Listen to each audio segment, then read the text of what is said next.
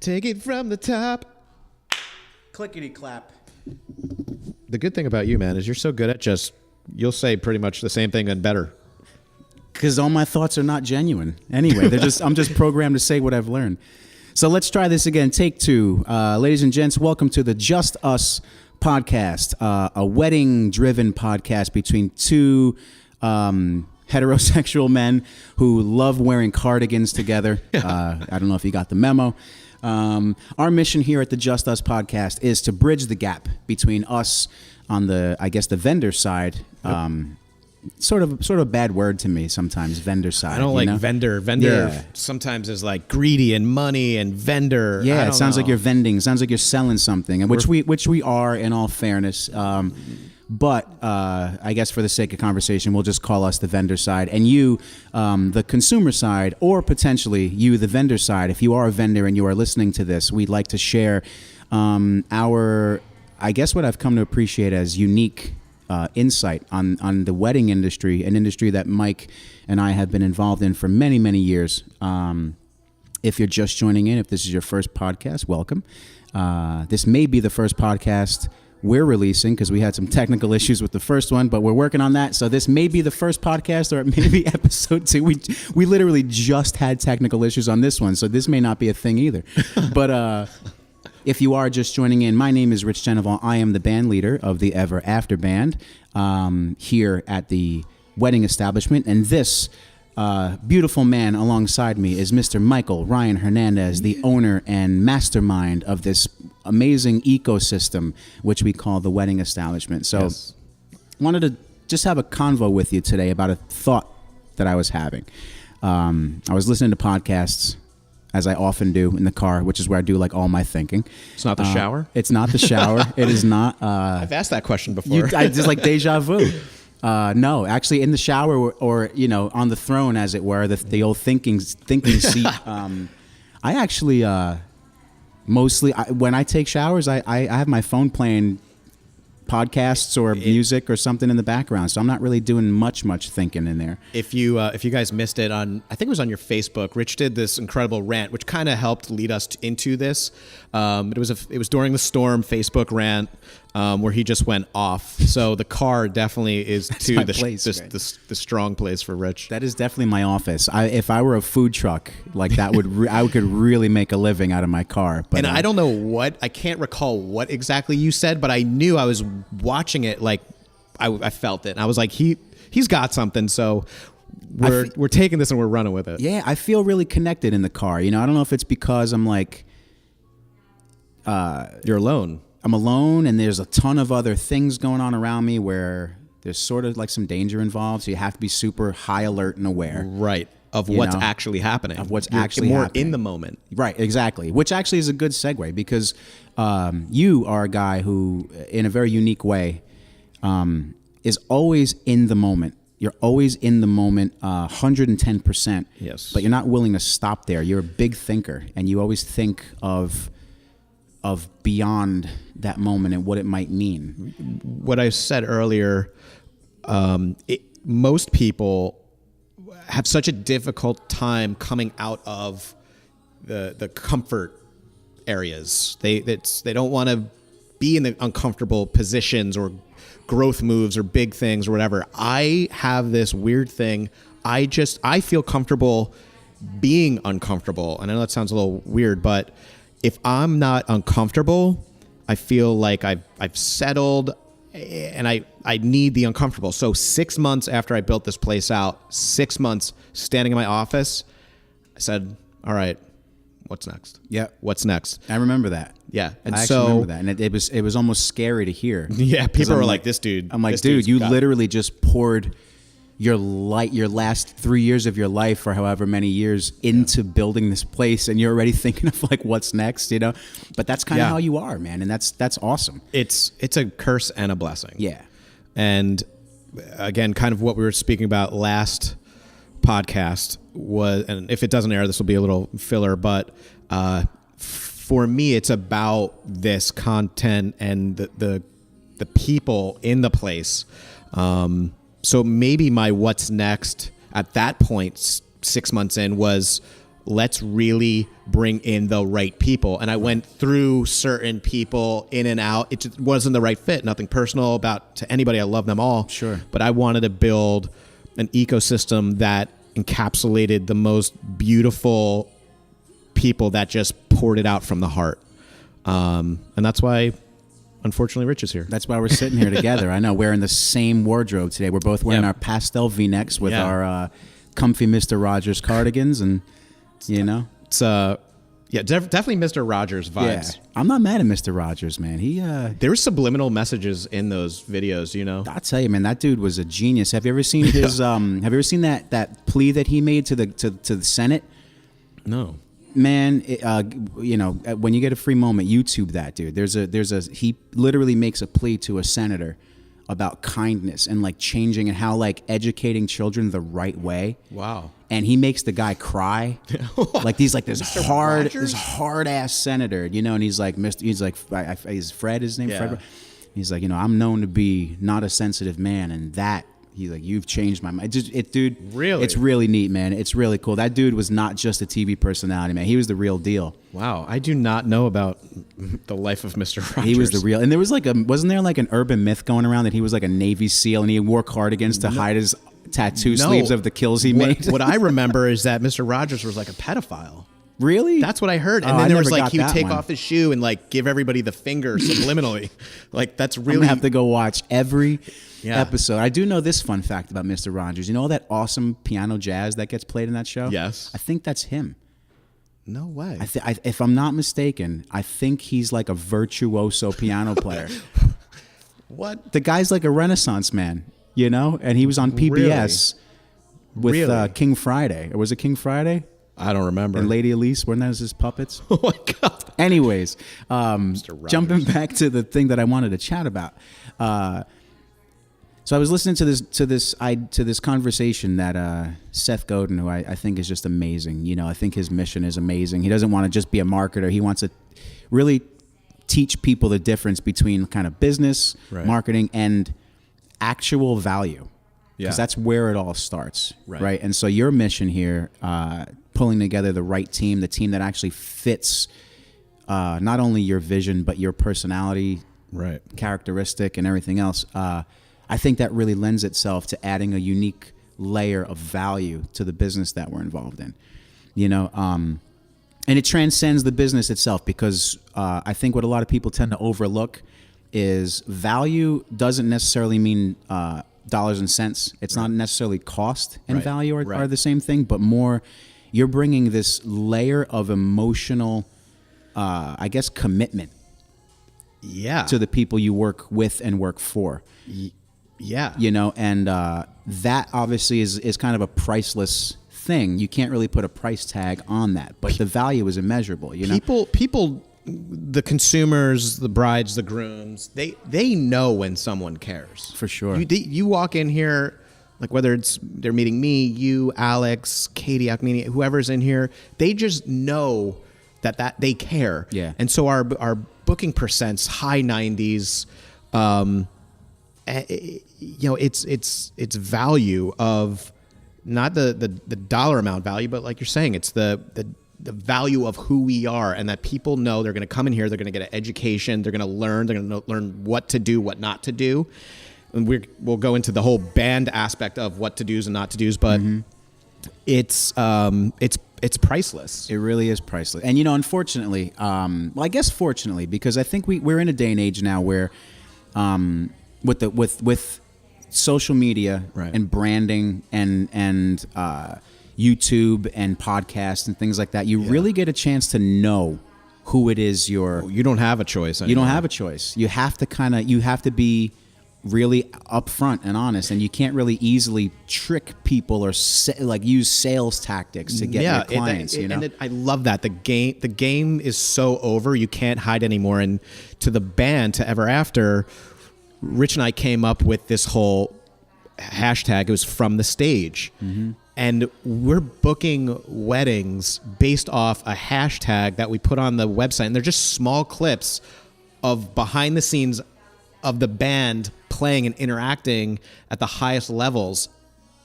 you cannot hide anymore. Yeah, you can't. And so if you're a bride, a groom, if you have an interest in a vendor, ask them, I want to see real. You don't have to be there, but there's a way from the stage, or I want to come out with the DJ version from the booth of actual, like, what is happening? What is it actually like? And so ever after, we implemented this along with other videos and now the podcast and Rich doing his own engagements online. You cannot hide. You can't. And I think that's an awesome thing because honestly, I mean, one of the things that has frustrated me most over the last, decade and a half that I've been in this business is that and I guess it's any business, you can kind of, from our side of things, from our level of expertise and the experience we compile through the years, like you start to kind of get a glimpse of who's real and who's kind of trying. Yes. And it can be a little frustrating because, in my opinion, quality wins in the end.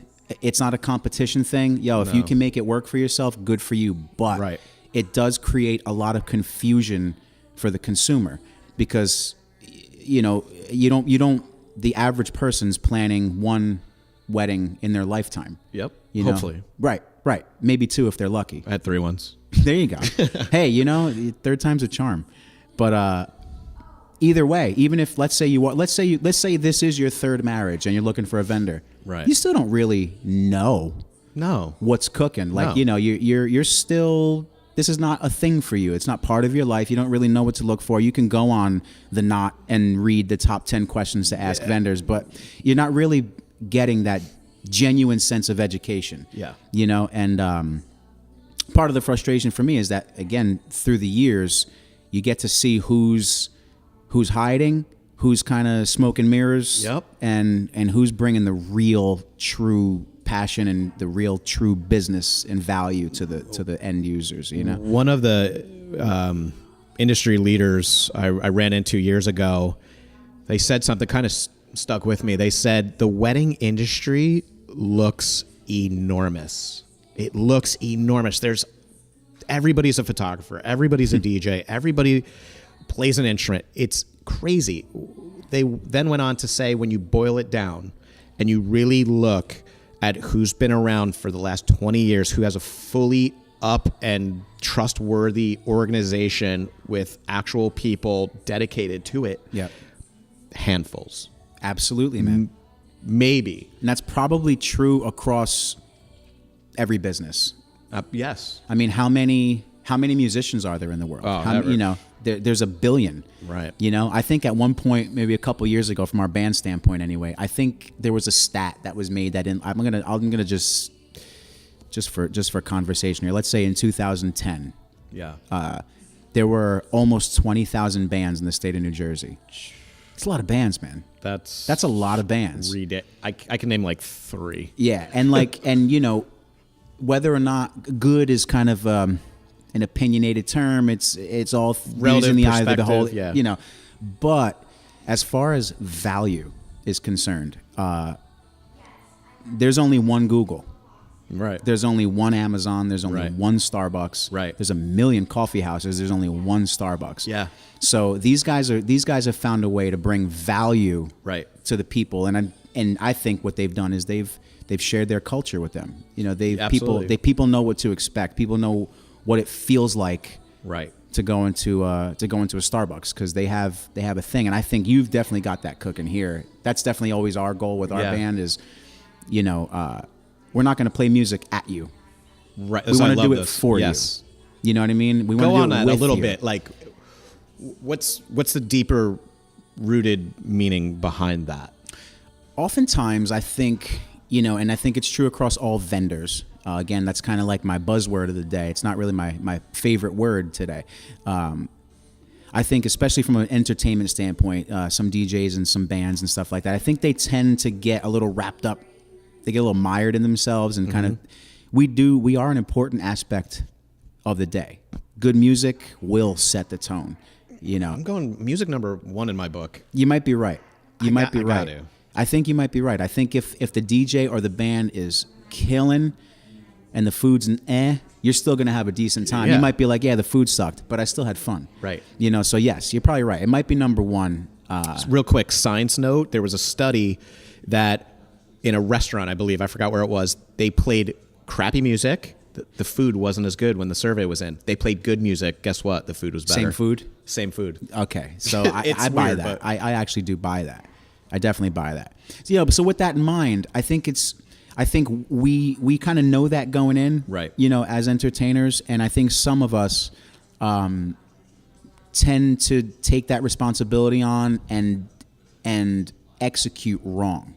Yeah. We kind of treat it like, oh, they're getting John Mayer at their wedding. They're all here to see John Mayer, so let's make this all about John Mayer. And it's really not about that star. We're not the stars of the day. We're a very important ingredient. Right. The way I like to, I always think of things in terms of recipes, right? Like a cake wouldn't be cake if there wasn't sugar in it. But at the end of the day, you're eating a piece of cake. It's the cake. Right. It's not the sugar that you're buying, And so it's kind of changed.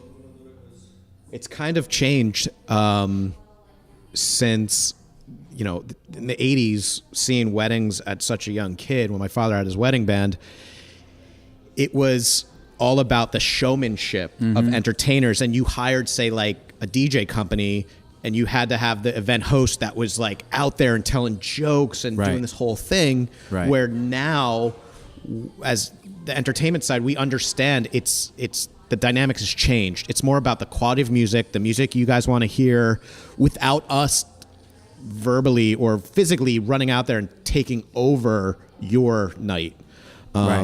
It's an evolution that I like. I love it too, man. And it kind of it brings me on to a second point that I wanted to kind of discuss with you, because this is the reason why we've become such fast friends and such fast, it hasn't been like 20 years yet. Right? It feels like that, man. It feels like in that. a good way. No, absolutely. The shift in that you're referring to with weddings, to me, always makes me think of the value of connection. Yeah. Where, yes, the showmanship has to be there. You have to put on a good show. Right. People, you are there to set the tone. You're there to be the thermostat for the night. But you should be doing it with people, because I think that's how people are consuming now, right? I mean, even social media. You go on, to use him again, John Mayer. Yep. You go on his social media. He's not just playing songs for you the whole time. You're watching him eat lunch. You're watching him walk his dog. It's you're sharing this emotional, personal moment with them. And that's the value that we want to bring, even 100%. even more. 100%. The question is, what is the next? What happens after that? That's a good question. That is, you get to a certain level. Maybe there is no after that. Maybe that is the answer as, we progress through the next transition of type styles of weddings. I just feel like the overall, the new generations coming in, they want less formality. They want more of a party, more of a cool vibe, not as much tradition. So, that's everything. And through the years, the next upcoming 2 or 3 years are going to be super important because of the overall economy. And so this is what's going to help us stay. Yeah. And then catapult further. Yeah. But a lot of businesses you will see fold because of lack of value, lack of communication, doing it the right way and bringing the right people to communicate the value of it all. That's it. I think your question about what's next is probably a question that I'll go on a limb and say 0% of vendors think about. Oh, right. I mean, because it's mostly I would probably say at least I would say most, but I'm just going to go and be. I'm going to just speak my actual mind here and say all. Every vendor I know. Yeah. It's a sustainability thing that they're aiming toward. It's like they're just trying to keep themselves from going out of business. That's death. Right? It is. It's just a maintenance level life that they're living, right? Where death in business, I mean, like for sure. Right. Not like they're going to croak. Well, but you know what though? I mean, my motto in life is if you're not growing, you're dying. So if you're just kind of coasting along and you're just trying to always do the same thing. Yeah. You know, so this kind of it brings me to the notion that we always talk about, the fan for life, which notion. I love. You got to tell fan for life. Rich came up with this thing. You got to run on So, it. you know, our goal as a band, right? I mean, we also have, everyone in the band has done like big scale original projects Right. and things like that. And really the goal in music anyway is to, when you get a fan, you don't want a fan to just come to one show. Right. You want the fan to come to that show, Right. figure out when your next show is, because they're coming to that one too. Yep. Where can I buy your music? Do you have T-shirts with your name on it? They want to like live and breathe what it is you're doing. And so like we were like, how can we take that notion and bring it into a system where people are just being sold a band for a night?